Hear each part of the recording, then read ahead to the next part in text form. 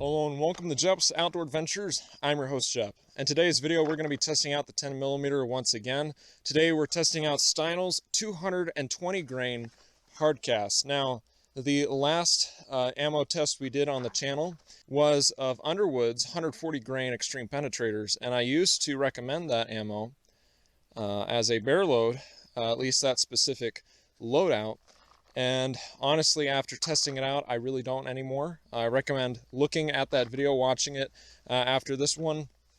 You can see exactly what I mean, but the performance was honestly a little underwhelming. And so I'm excited to actually test out what should be a pretty good bear load.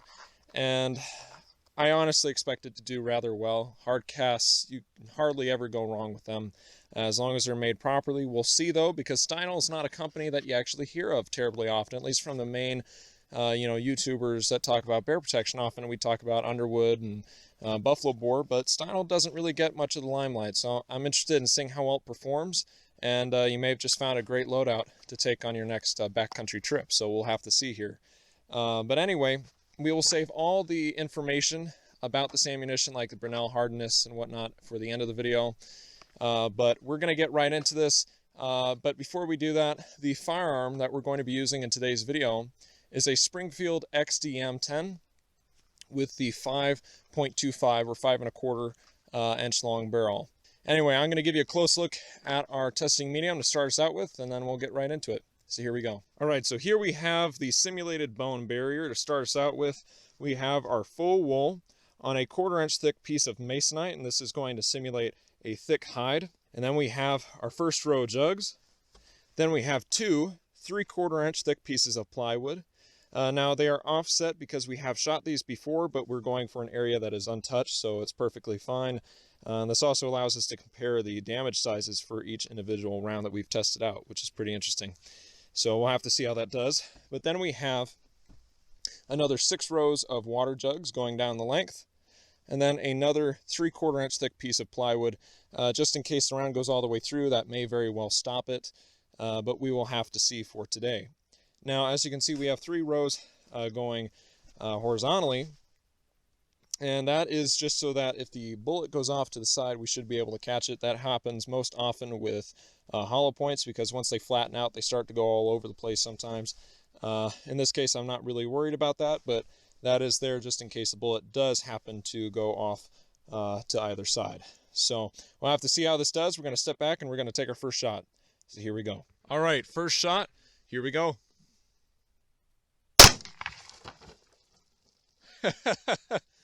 Whew, got hit with a little bit of that smoke there. Very nice. Let's go check that out. All right, so here we have our first jug here. As you can see, got a nice center mass shot. Blew it open very nicely.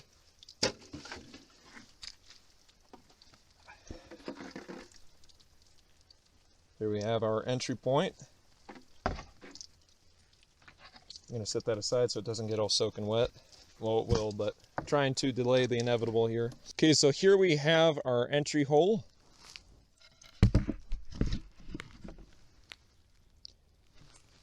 And there it is again. And there's our exit hole. All right, there's our second jug blown open. And as we can see here, it actually went all the way through. 7 jugs, 2 3/4 inch thick pieces of plywood, and then this last one right here just blew that right open. So it's somewhere out here, but that is very nice. Did a lot better than that Underwood round did, so that's very promising. Let's step back and we'll take another shot and see how it goes. Okay, second shot. Here we go. As we can see here, blew everything right up. Yeah, let's see, where am I supposed to look here? Yeah, I think you're right. It's that one right there, I believe. There you go.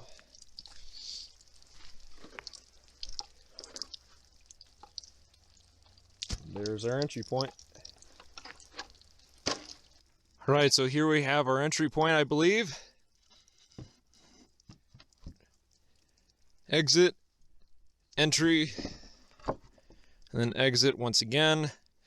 There's the entry point on the jugs. And I believe it went all the way through.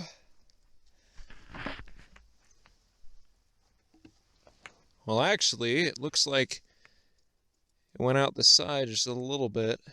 Well, let me take an up-close look. Yeah, it looks like it kind of started to go out just a little bit. Hit there. Just looks like it just bumped the board off with the concussion. So, still, that went through 7 jugs of water and 2 3/4-inch pieces of plywood. I'm pretty happy. Okay, third shot here. Same testing medium. Let's see how it does. Here we go.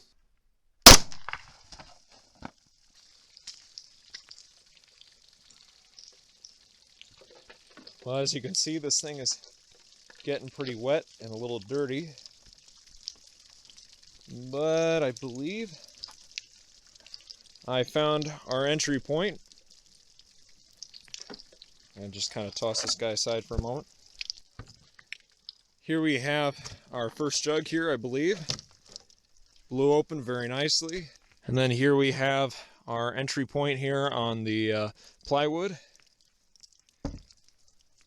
There as well, which one was first, I do not remember, but it doesn't make much of a difference. Is there our exit point? Thank you. There again. And it appears that the bullet hit the board sideways. I'm not sure how well you can see that. I have a feeling... Oh! And there is our bullet. I'll give you an up-close shot here in just a second, but very nice. I'm glad we found it. Alright, fourth shot here. Now all we have is just the water jugs in a row, so we have more water jugs lengthwise that we can actually hit and potentially go through. So we will see just how good the penetration is, and well, let's just try it out. Here we go. As you can see, blew open the first couple of water jugs.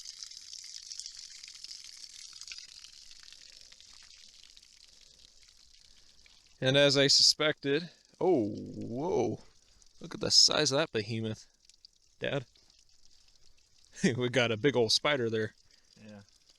If you want, you can squish him. I don't want to get near him. Yeah, I'm not a big fan of spiders. Those are nasty too, by the way. Don't ever get near them if you aren't ready to be bitten. Those things are terrible. I think that was a wolf spider. And their bites are nasty. And anyway, getting back on topic. Looks like the bullet just went out to the side here, unfortunately. But that is exactly what happens every time we do this. So now you know why we use the 3 rows of jugs. Okay, we're going to try that one more time here with the 5th shot and see if we can actually catch the bullet here. Here we go. Looks like it actually went through. Nice. I gotta stake my microphone here, which has been difficult to carry around, but it's definitely a lot better than wearing on me.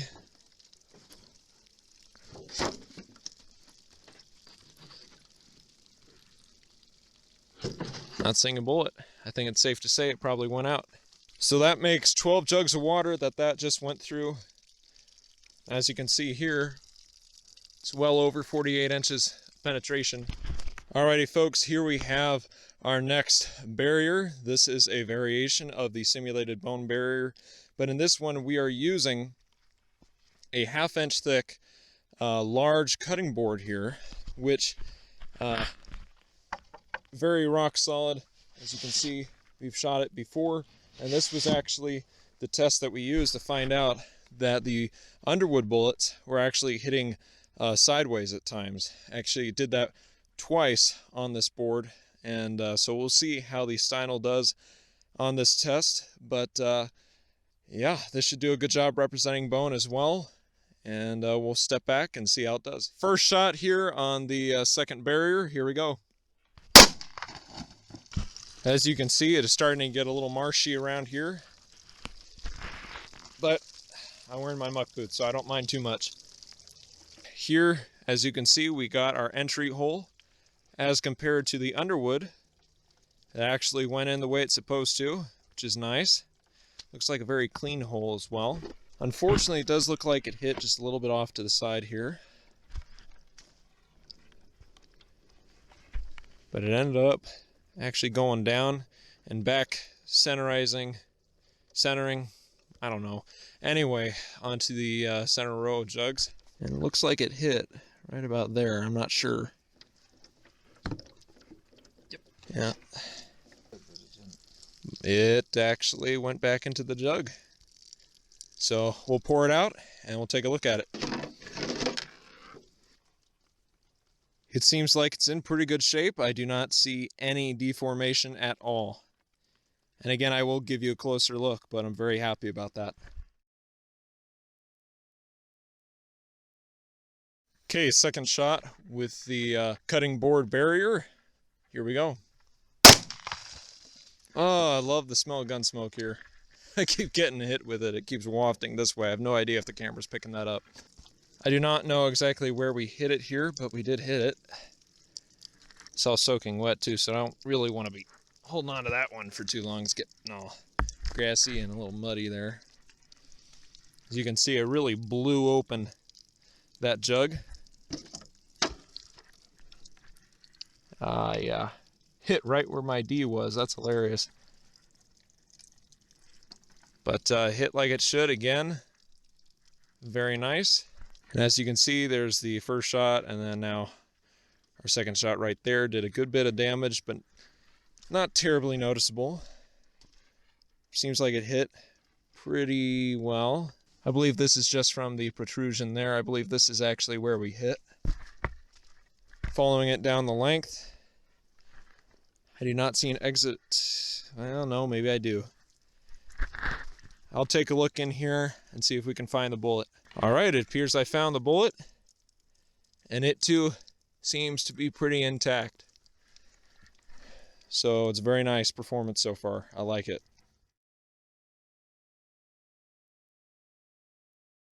All right, here we have the chronograph, and we will see what kind of speeds we get from this ammunition. So here we go. 12:29, 12:23, 12:31, 12:39, 12:25. Alrighty folks, as you can see, we are back out in the lodge again. I've made a lot of improvements to this place since you were last in here. As you can see, got a nice new table in here, all painted.